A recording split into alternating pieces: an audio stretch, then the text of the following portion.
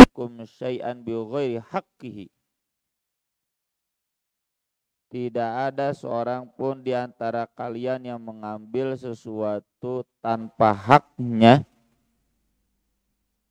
Ini yang sering kita ingatkan. Pejabat, orang-orang yang punya titel, tugas, jabatan, haram menerima hadiah. Hadiah itu hari ini namanya gratifikasi. Kalau KPK, jaksa mengharamkan gratifikasi dan mereka begitu disiplin dalam hal gratifikasi, kenapa kita yang lebih dulu daripada KPK melalui hadis-hadis Nabi SAW terdisiplin? KPK saja yang dasarnya Pancasila UUD 45 taat, kita yang dasarnya Quran dan Sunnah tidak taat. Nabi menyebut di sini kita sebagai petugas yang menerima hadiah itu berarti telah mengambil harta yang tidak hak alias batil, haram gitu. Demi Allah tidak ada seorang pun di antara kalian yang mengambil sedikit pun tanpa hak illa laqiyallaha ta'ala, kecuali dia akan bertemu dengan Allah Ta'ala, yahmiluhu yaumal qiyamah, dia akan membawa hadiah itu pada hari kiamat. Fala a'rifanna ahadan minkum laqiyallah yahmilu ba'irun lahu ruhu. Jangan sampai aku mengenali salah seorang di antara kalian nanti ketika dia bertemu dengan Allah mengangkut unta yang mengembik. Ruhu itu suara unta. Luka kumaha suara unta itu apa? Au baqaratan laha huwar, atau sapi yang bersuara. Makitunya suara sapi. Dabura tupa memanggul sapi. Au syatan tay'ar atau tay'ir, atau seekor kambing yang bersuara me gitu. Ini menunjukkan bahwa hadiah yang umum diterima pada waktu itu khususnya oleh petugas zakat adalah unta, sapi, atau kambing. Kalau dikaitkan dengan kemarin, terlepas apakah si petugas zakat ini sengaja mengincar hadiah, meminta atau tidak meminta, apalagi meminta. Ente minta mah cuma ngomong begini, aduh ini kambing bagus ya, maksudnya naon, hayang dibere, duh ini unta bagus ya, berkah. Saya pribadi kalau ada beberapa panitia atau ustadz yang mencari bantuan bukan untuk pribadi, jadi terpaksa memberi. Cenah justru agar orang-orang kaya itu memaksakan untuk memberi. Ini ada dua model terpaksa, ada yang memang memaksakan diri itu karena ikhlasnya sudah sangat tinggi seperti Nabi sampai habis ya memberi itu, sampai nganjuk buat keluarganya demi mendahulukan orang lain. Itu bahagia orang-orang seperti itu. Wa may yuqashuha nafsi faulaika humul muflihun. Tapi ini yang berbahayanya kata Nabi kan, la tulhifu fil mas'alah. Jangan terlalu memaksa, jangan terlalu sering dalam meminta. Karena kalau seseorang diberi dari orang yang terpaksa, lam yubarak lahu fi, tidak akan jadi berkah. Makanya kami udah nggak usah. Da orang tebutuh kuno beunghar, orang butuh ku Allah. Kalau Allah memberikan jalan, itu jalannya. Kalau tidak ya nggak usah. Allah yang maha kaya. Khawatirnya dua kan, khawatir yang pertamanya kita yang kemudian terlalu memaksa. Padahal dia nggak mampu, jadinya nggak berkah buat kitanya. Dan yang termasuk kemarin, wa qaraima amwalim, hati-hati jangan mengincar harta mereka yang istimewa, yang bagus, karena kita menginginkannya diberi. Kalau kenyataan dia memang gak mau memaksakan diri alias pelit, ya itu urusan dia. Da kege karasa kumanehna. Nah kebakaran teh, nah kepalingan teh, nah bangkrut teh, nah rugi teh, katipu teh. Nah ini konteksnya yang hadis ini hadiah, baik itu diberi secara sukarela, apalagi kalau dia yang ada isyarat-isyarat ingin diberi.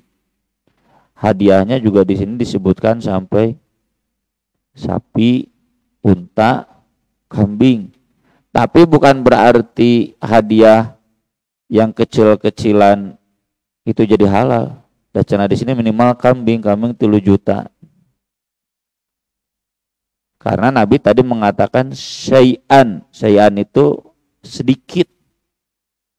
Tapi memang enak menunggarana gratifikasi gara rede. Ya. Korupsi itu sumbernya dari sana. Tsumma rafa'a yadayhi hatta ru'iya mufratu ibtayhi. Kemudian Nabi mengangkat kedua tangannya sampai terlihat belahan ketiaknya. Bajunya kan enggak kayak baju kita yang dijahit, bajunya kayak baju ihram atau baju gamis, kadieu kelihatan. Allahumma hal ballaghtu, Allahumma hal ballaghtu, Allahumma hal ballaghtu, sampai 3 kali. Ya Allah, bukankah aku sudah menjelaskan? Bukankah aku sudah menjelaskan? Bukankah aku sudah menjelaskan?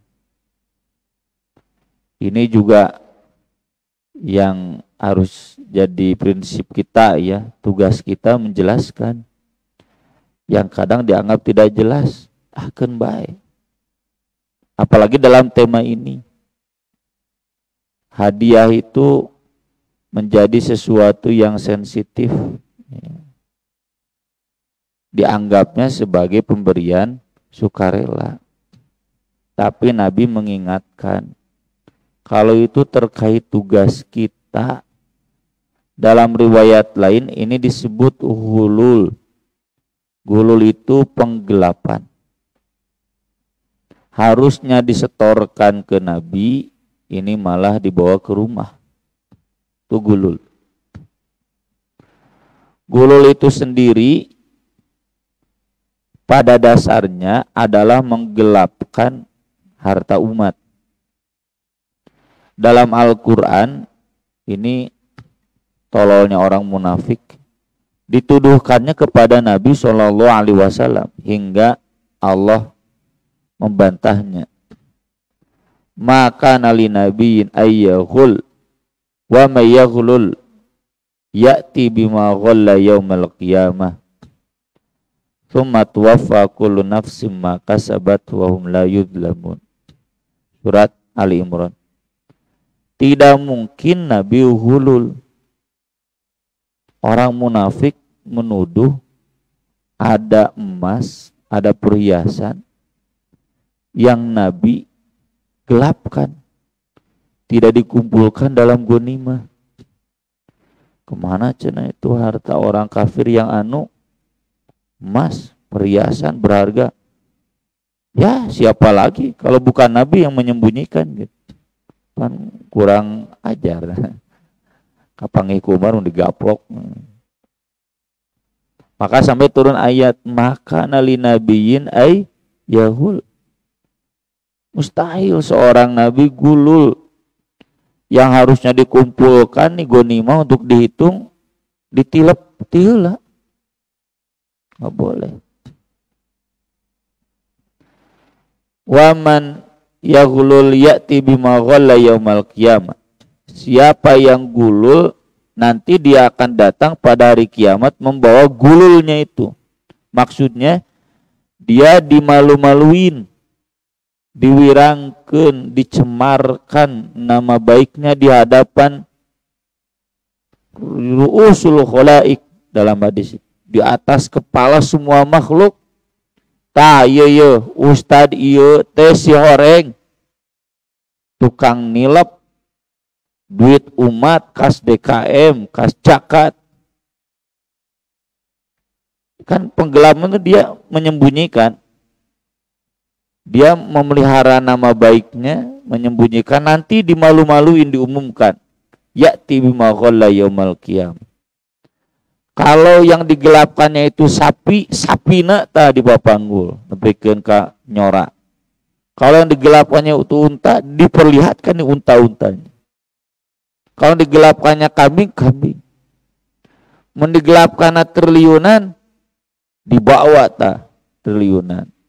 Kalau yang digelapkannya jadi rumah, jadi mobil mewah, dibawa. Nih. Jadi maksudnya dicemarkan di hadapan semua makhluk. Tah ieu ketua DPR, presiden, gubernur, para pejabat yang terhormat ternyata tah ditembrakeun. Nih ustad ini, haji ini nucuk urang saroleh naudzubillah min dzalik tah nilap duit umat.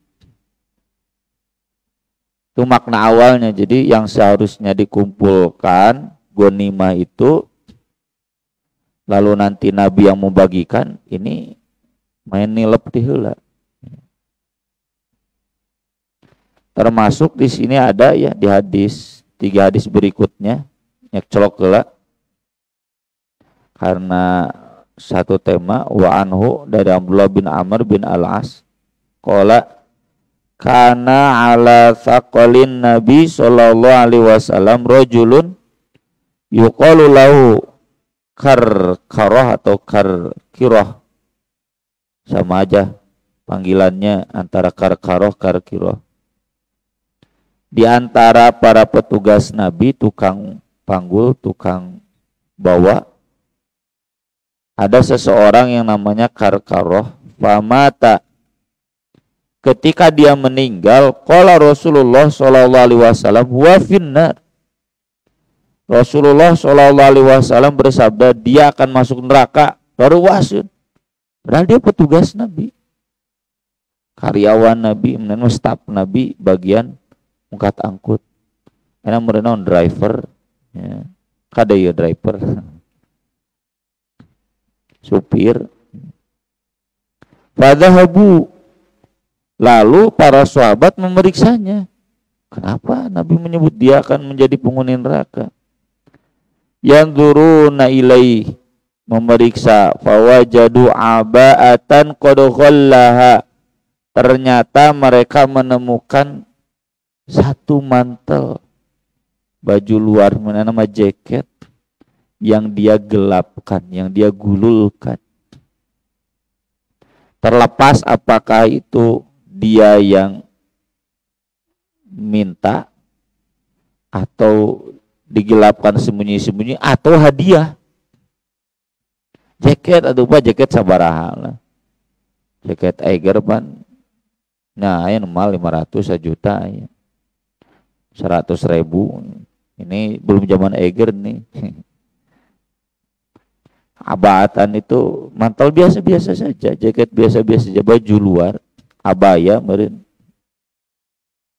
Ya meskipun nilainya lebih rendah daripada kambing, tetap saja kata Nabi dia masuk neraka. Dan Nabi nggak mau menyolatkannya. Kagoknya cek urang mah sing loba sekalian banyak dosanya, tapi semakin besar oh dia gulul semakin besar. Dia dipermalukan di hadapan semua makhluk pada hari kiamat.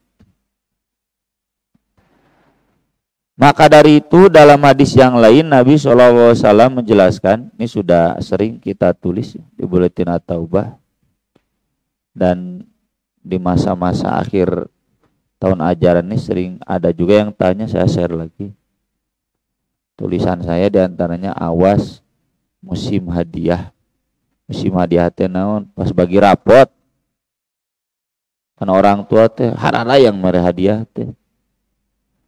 Pas wisuda mahasiswa, apalagi kepada dosen pembimbing, marere hadiah teh. Ini sudah dijelaskan sejelas-jelasnya, hadiah terkait jabatan itu gulul.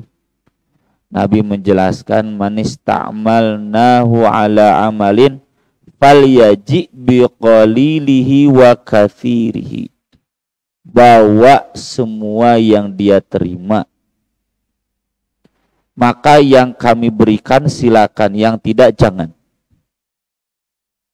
Jadi kalau kita nggak bisa menolak hadiah, maka hadiah itu jangan dibawa ke rumah, tapi bawa ke mudir am, bawa ke kepala sekolah, bawa kepada atasan. Tapi dibawa ke atasan kepala sekolah itu bukan berarti dibagi dua. Atau etama juga setoran di satu lembaga negara, setoran ke atasan bagi dua, atasan nu gede, manehna nu leutik, agar dia nanti dipromosikan naik jabatan. Kalau nggak begitu susah naik jabatannya. Maksud dibawa ke Nabi itu nanti Nabi bagikan secara adil. Karena memang kalau dalam kasus sekolah nungeunah teh wali kelas we. Bari yang mengajar sehari-hari kadang loba keneh mudir ama ngajar mah dibanding wali kelas. Tapi nu loba narima dia wali kelas atau satpam. Ya.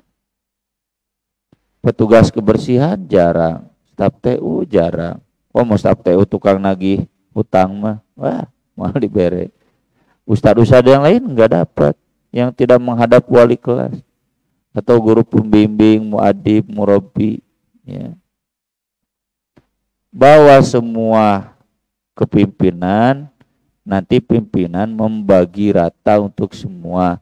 Atau kalau kas pesantren lagi kosong, jual. Nanti jadi masuk kas pesantren. Maka itu juga yang sering kami umumkan kepada orang tua santri, meski yang kemarin saya lupa. Tapi karena dari biasa unggal semester kita ingatkan, jangan bawa hadiah ke pesantren, ke kutab. Aya we teh nemu hadiah. Ieu jang ustad, kanggo Ustad Nasruddin. Bawa ke itu KTU. Bawa ke TU lalu dibagi-bagi. Semua harus dapat. Efek teh hadiahna baju muslimah. Yo digunting-gunting. Maka saya umumkan sok beli ceteng oleh ustadzahnya atau oleh siapapun, munte dibeli ku anak jang istri anak, nanti uangnya buat pesantren. Nggak boleh ada hadiah yang diterima oleh kita sebagai petugas. Kenapa? Karena logikanya kata Nabi tadi, coba dia duduk di rumahnya, ada ngasih hadiah enggak? Dan hadiah ini gerbang daripada korupsi.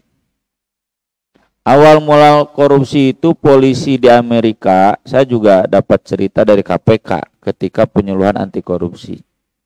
Patroli. Di malam berikutnya diberi hadiah ku Dunkin Donat, bere donat, bere opiun.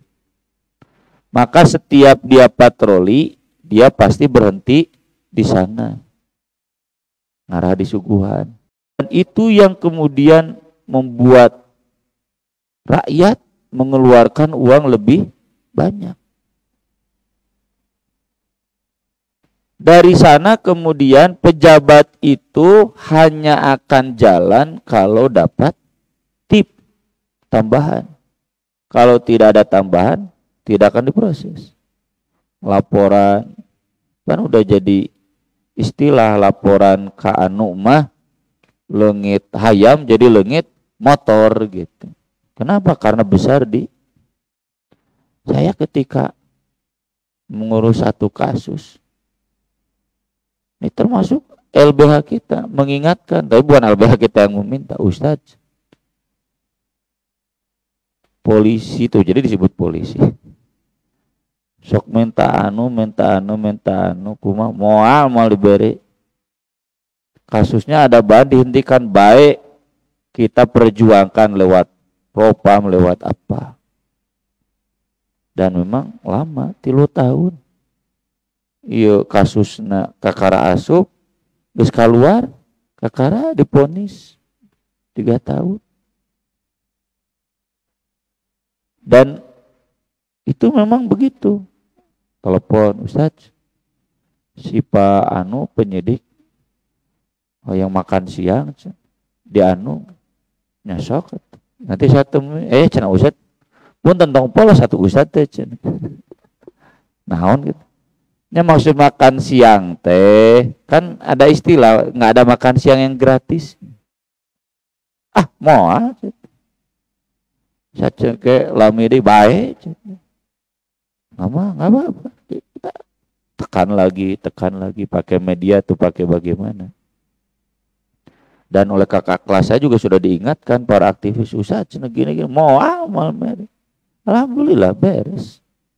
Masih ada penegak hukum yang bersih-bersih, ya, yang berjuang, nggak semuanya bobrok. Dan itu menunjukkan bahwa memang hadiah ke pejabat itu korupsi. Makanya gratifikasi itu ditutup rapat-rapat. Korupsi Menkominfo hadiah. Korupsi Wali Kota Bandung hadiah. Hadiahna tuh tadi teh setor ke atasan. Efek teh dibagi 2 jeung atasan. Ka kepala dinas ka wali kota. Itu ditolak atau gimana? Ini malah bagi 2. Jeung nu bodona teh ku bodoh gitu ditarima. Kenapa? Jadinya meluluskan satu proyek itu karena hadiah bukan karena kualitas. Ini juga bahaya di lembaga pendidikan. Saya dapat curhat dari seorang ustadz. Alhamdulillah bukan lembaga saya. Ujung-ujung nama cenah ustadz rendah kualitas. Nah kenapa? Ieu titipan ustadz anu, ieu titipan haji anu, ieu titipan. Titipan itu gratifikasi. Maka mahasiswa santri yang lebih layak masuk tersingkirkan. Gara-gara eta lo bahagia. Ini dolim kan? Yang seharusnya lebih layak masuk berdasarkan sistem seleksi, jadi tidak masuk gara-gara banyak titipan, banyak hadiah. Ada mal mungkin nitip temere hadiah ke ustadz. Atau termasuk mahasiswa karena harus bayar hadiah buat dosennya. Ada sampai salah seorang guru kita mundur kuliah S3 teu kuat naon loba biaya hadiah buat dosen. Jadi karena para pejabat tungkul cenah prof kuliahnya di rumah makan anu, di hotel anu, di villa anu, para pejabat tungkul nya profesor daek we. Tapi ujung-ujungnya dipungut semua mahasiswa. Cenah kieu-kieu teuing beak atuh can duit mah teu sanggup mundur. Profesornya juga menikmati. Perasaannya yaitu hadiah padahal hati-hati. Kemarin saya screenshot ya curhatan dari seorang ustadz di Pamengpeuk di Facebook. Hentikan budaya hadiah, hentikan budaya wisuda. Karena itu memberatkan orang tua. Asalnya sukarela wisuda itu, tapi kemudian jadi Sistem. Ya di pesantren juga ada wisuda tapi nggak ada pungutan lagi. Teu meunang mun aya dipecat nah. Kalau ketahuan. Hadiah sama. Saya alami sejak anak saya di lembaga yang paling rendah. Memang ibu-ibu tuh cenah yang merah itu menang. Ada curhatan dari orang tua santri yang lain. Bayaran wege susah, kudu mikiran hadiah. Ini sekali lagi ya. Hadiah terkait jabatan, terkait tugas itu adalah korupsi, gulul, haram, tidak ada haknya. Ya kecuali kalau sudah nggak ada jabatan. Jadi kalau betul mau ngasih hadiah ke guru, geus lulus, geus ieu, betul tuh hadiah karena kecintaan, bukan karena kepentingan. Kalau karena masih bertugas, itu hadiah karena kepentingan dan itu termasuk gulul haram. Aku lo qauli hadza wa astaghfirullah li wa lakum subhanakallahumma bihamdik asyhadu an la ilaha illa anta astaghfiruka wa atubu ilaik. Wassalatu wassalamu ala Rasulillah. Wassalamualaikum warahmatullahi wabarakatuh.